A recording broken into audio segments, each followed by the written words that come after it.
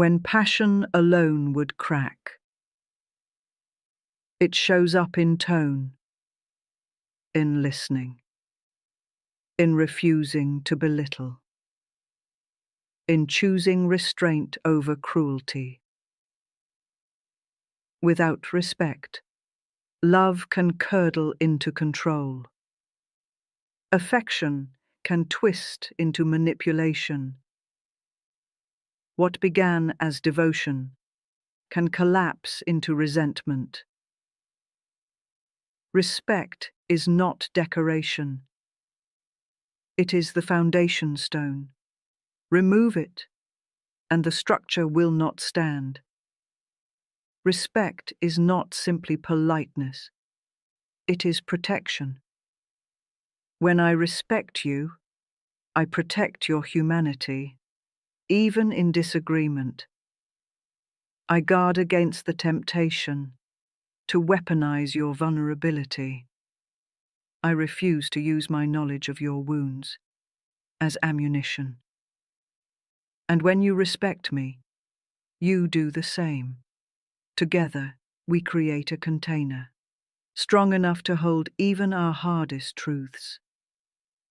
Respect does not erase conflict. It dignifies it. It ensures that even when we struggle, we do not strip one another of worth. In mediation, I often witness a turning point. Two people at odds, frustrated, weary, and then one says, "I still respect you." The air shifts, the ground steadies, because respect is the tether that keeps the connection alive, even when emotions threaten to tear it apart. So, remember this: affection may waver, but respect must remain. It is respect that keeps the bridge intact. It is respect that allows love to rebuild after storms. It is respect that ensures the bond is not only beautiful, but durable. Trust is often spoken of as though it were permanent. I trust you, as though the matter is settled forever. But trust is not a one-time declaration. It is a living practice. It is built in drops, through consistency, through honesty, through follow-through. Each small act becomes another drop in the vessel. Keep your word. Show up when you said you would. Speak truth even when it trembles. These are not grand gestures. They are the ordinary drops that make trust overflow. But when trust is broken, it rarely leaks slowly. It spills, lost in buckets. This is why betrayal feels devastating, because what was gathered slowly is emptied suddenly. And yet, a vessel can be refilled, not in a day, not with apologies alone, but with drops, patiently offered, over time. Trust is fragile, yes, but it is also renewable if both hearts commit to the work. If you want a relationship to endure, tend to trust daily. Not by demanding guarantees, but by nurturing patterns. Check in honestly. Keep confidences. Offer transparency where secrecy once ruled. In mediation, I often remind people, trust is not proven in speeches, it is proven in repetition. A single apology may open the door, but it is the daily choice to walk differently that keeps the door from closing again. And here is the quiet truth. Trust is not the absence of doubt. It is the willingness to move forward, even with vulnerability in the room. It is saying, I know you could hurt me, and still I choose to extend belief, because without belief, there is no bond. Trust is not static. It breathes. It bruises. It heals. So do not take it for granted. Do not assume it will hold itself. Attend to it. Water it with honesty. Protect it with consistency. Guard it with respect. Because trust is the living thread that weaves two stories together. And when it is tended, it can outlast even the fiercest of storms. When we speak of resolution, many imagine a pristine ending. No tension, no scars, every loose thread tied neatly. But true resolution is rarely that clean. Resolution is not perfection. It is a commitment to continue. It is two people choosing to carry the bond forward, even with history behind them. Resolution says, we may not agree on everything, but we agree to remain in relation. It is not erasure of conflict. It is integration. The acknowledgement that wounds happened, and yet here we are, choosing to hold one another still. This is the heart of mediation, not the promise of a flawless future, but the courage to create a livable one. And that courage, when practiced, turns fragile ties into resilient ones. As we close this hour together, hold this truth. Relationships endure, not because they are without struggle, but because they are tended with care. Respect builds the ground. Boundaries shape the bridge. Repair strengthens the fabric. Trust keeps it alive. And compromise, that art of meeting in the middle, ensures that two stories can continue side by side. None of this demands perfection. It demands presence, the willingness to stay at the table, to keep choosing connection, to believe that together is stronger than apart. Carry this with you. Resolution is not a destination. It is a rhythm, a practice, a circle you return to, again and again, each time deepening the bond. And now, as you breathe into that rhythm, you are ready for what comes next. At 3 p.m., Amari Freeman will meet you. Their gift is breath. Their wisdom is presence. Where I have guided you, through the language of repair, Amari will guide you into the quiet art of stillness, teaching you how breath itself can become your mediator.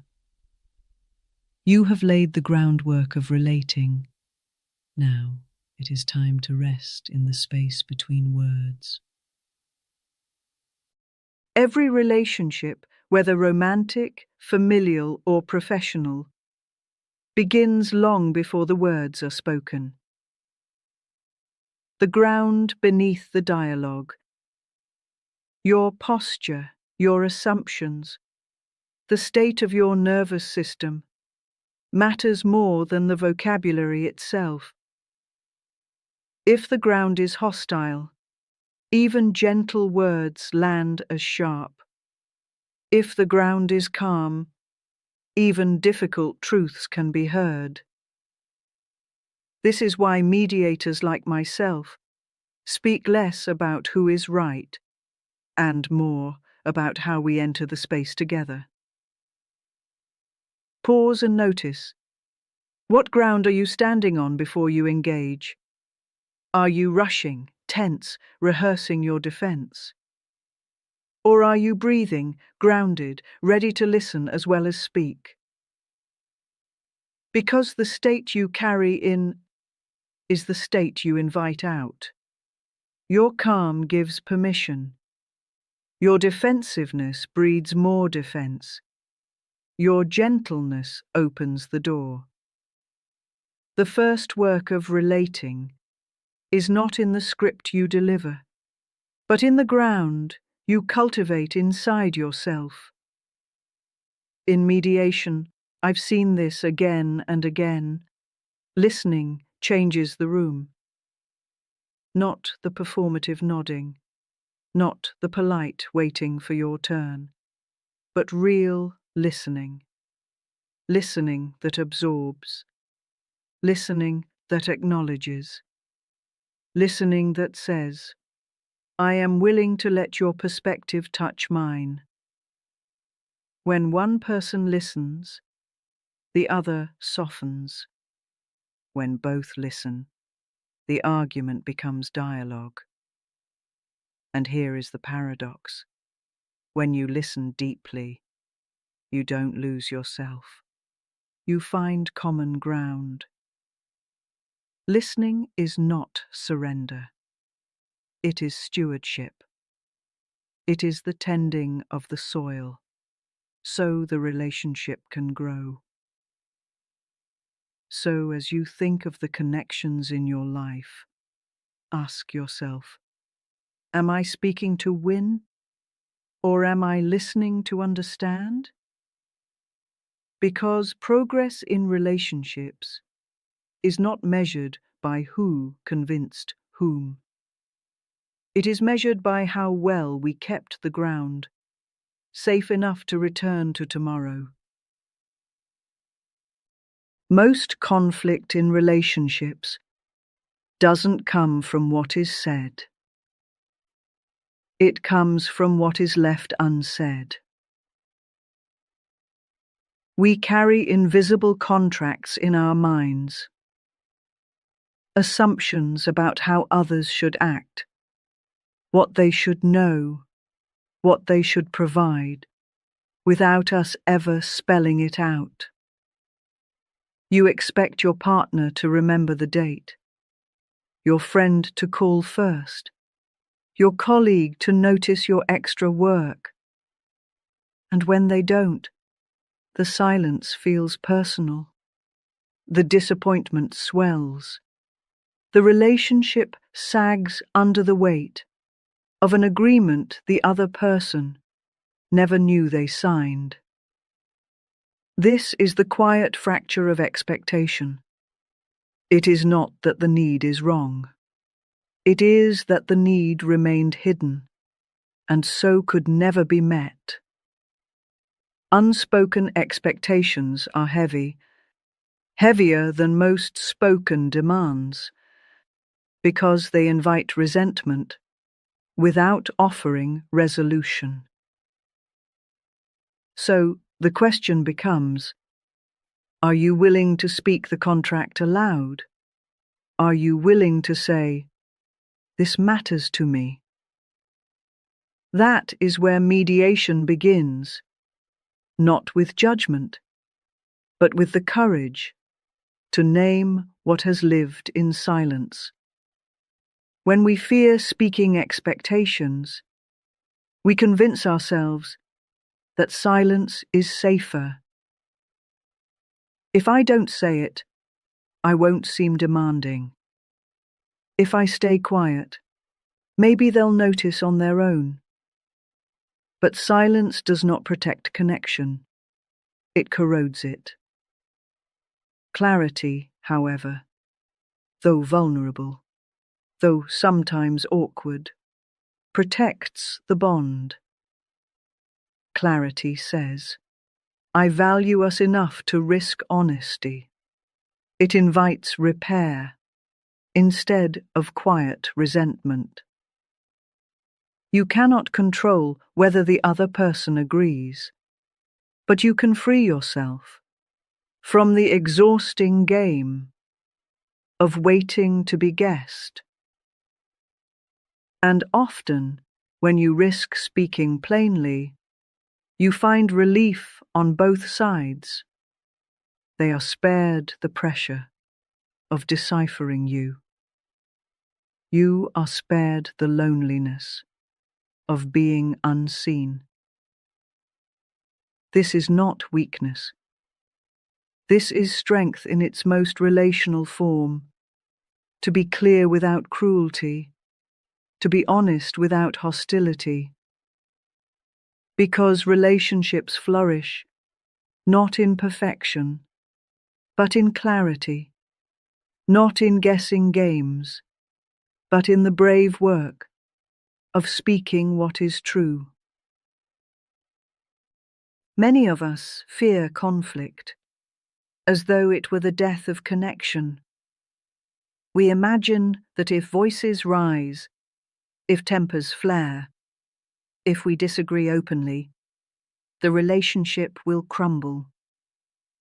So we swallow our needs, we smooth over the edges, we perform peace at the cost of authenticity.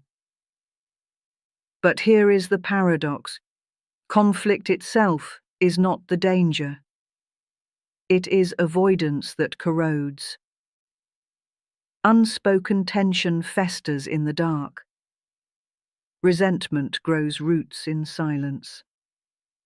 What is hidden always leaks through, often in sharper, stranger ways, than if it had been addressed directly. Conflict, when navigated with care, is not a fracture. It is a doorway, a threshold into deeper honesty, into truer understanding. It is not the presence of disagreement that predicts the health of a relationship. It is the absence of repair. In mediation, I often remind both parties, disagreement is not an enemy. It is a teacher. Disagreement shows us where our values differ. It shows us where our wounds are tender. It reveals the places we long to be understood. When you approach conflict as a classroom, rather than a battlefield, the entire landscape changes. Instead of, how do I win? The question becomes, what can we learn about each other here? And the lesson is rarely about who was right. It is about how you can carry two truths at once. Your experience and theirs. Your perspective and theirs. Holding both is not simple. It requires patience, a slower pace, a willingness to unclench your fists. But what comes through that process is resilience. Because every conflict repaired becomes a new brick in the foundation of trust. The relationship is no longer fragile, propped up by performance. It is seasoned, weather-tested, capable of withstanding storms. Conflict is not a dead end. It is a door. And when you dare to walk through it, with grace, with patience, with clarity, you discover that the other side often holds more intimacy, not less. We often idolize harmony, the appearance of calm, the illusion that all is well, because no one is raising their voice. But harmony without honesty is fragile. It is a glass vase, beautiful in the light, but one sharp bump, and it shatters. When we silence our truth to keep the peace, we create a brittle bond. The connection looks intact, but it cannot withstand pressure. True strength in a relationship does not come from avoiding rupture. It comes from surviving rupture together. When two people are willing to face the fracture, to name the wound, to risk the discomfort of truth, that is when the bond becomes real. Because trust does not grow in pretending, it grows in the courage to repair what was torn. In mediation rooms, I have witnessed this again and again. A sharp word spoken, a wound exposed, tears shed, and then a pause, a reaching across, a mending. What emerges after repair is not simply a return to before. It is a stronger fabric, the threads rewoven, tighter, more resilient, capable of carrying greater weight. Repair says, I care enough to admit when I've hurt you. I value us enough to stay in the room. I trust that this relationship can hold the truth of my mistakes. This is how intimacy deepens, not through flawless harmony, but through imperfect honesty that is met with repair. The next time conflict arises, as it inevitably will, remind yourself, the rupture is not the end. It is the opening. Repair is not a shameful admission that you got it wrong. It is a powerful declaration that the bond matters more than pride. Harmony can be pleasant, but repair is sacred. It is the process by which a fragile connection becomes enduring. When most people hear the word boundary, they imagine distance, a wall, a lock, a shutting out. And because of that, they fear boundaries. They think, if I set a limit, I'll lose love. If I speak my needs, I'll push people away. But here is the misunderstanding. Boundaries are not walls. They are bridges. A wall says, stay out. A bridge says, here is the safe way across. Boundaries provide clarity, where I end and you begin, where I am safe and where we can meet. Without boundaries, connection collapses under confusion. One person feels invaded, the other feels unacknowledged. With boundaries, the relationship has shape. It has integrity. It becomes a meeting of equals, not a muddle of overextension. Boundaries are not selfish. They are the conditions that make intimacy sustainable. Think of it this way. When you draw a boundary, you are not saying, "I don't want you." You are saying, "I want us to meet in a way that honors both of us." That is why I call boundaries acts of invitation. They carve out the safe middle ground where true relating can flourish.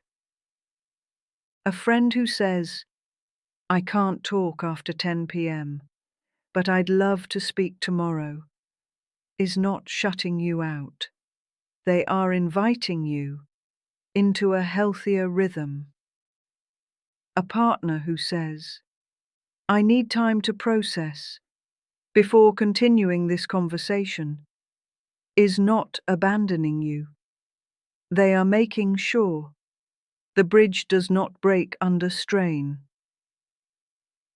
Boundaries protect energy. They protect respect. They protect the very bond that might otherwise collapse under unspoken resentment. So let this truth settle in you. Every no you offer creates the space for a more meaningful yes. Boundaries are not endings. They are beginnings. They are the structures that allow relationships to endure with strength and grace. When tension rises, avoidance often feels like relief. You change the subject. You busy yourself with chores. You smile politely and tuck the discomfort away. In the short term, it feels like peace. But avoidance does not dissolve conflict. It merely buries it alive. And what is buried does not stay still. It ferments. It seeps through tone, through small resentments, through distance that quietly grows. Avoidance is like sweeping broken glass under the rug. It may disappear from view, but step there tomorrow, and you'll bleed. So while avoidance feels safer, it is not safety. It is delay. And delay compounds the cost. The alternative to avoidance is not cruelty. It is courage. To say, "This upset me. This doesn't work for me. This hurt." Not with malice, not with theatrics, but with clarity, with calm, with the intent to preserve, not punish. Facing the truth together is an act of care. It tells the other person, "I value this bond enough to risk discomfort for the sake of repair." And when you practice this, the relationship changes texture. It becomes less brittle. It can withstand truth. The cost of avoidance is accumulated resentment. The gift of honesty is renewed trust. So ask yourself, where in your life are you avoiding a necessary conversation? And what would it mean to risk honesty there? Not to win, but to protect the bond itself. Because avoidance will cost you, but truth, even when tender, even when imperfect, is the only currency that keeps love in circulation. Far too often, we treat compromise as surrender, as though the one who bends has lost. But compromise is not losing. It is choosing. It is the conscious act of saying, I value this bond enough to find the middle ground. Compromise is the architecture of durable relationships. Think of it as two rivers meeting. Neither river disappears. They flow into one another, carving a new channel that carries both currents forward. Yes, it requires adjustment. Yes, it requires humility. But it is not the death of your needs. It is the weaving of two needs into one shared path. The strongest partnerships I've seen, marriages, friendships, teams, are not those without friction. They are those with the courage to negotiate fairly, to balance give and take, without resentment. Compromise is not weakness. It is relational intelligence. What happens when you refuse to compromise? Every decision becomes a competition. Every conversation a battle. Every interaction a tally of who won and who lost. And in competition, the relationship itself loses. But when you step into co-creation, something shifts. The focus moves from my way or your way to our way. That does not mean erasing yourself. It means bringing your full self into dialogue while making room for theirs. It means saying, how can both of us leave this table feeling respected? Compromise done well is not about splitting everything in half. It is about finding the configuration that honors both people without diminishing either. In mediation, I call this the art of building bridges, strong enough for two truths to walk across. So ask yourself, in the relationships that matter most, are you competing or are you co-creating? Because the art of compromise is the art of longevity. It is what allows relationships to bend without breaking, to stretch without snapping, to endure with grace. Love, in all its beauty, is not enough on its own.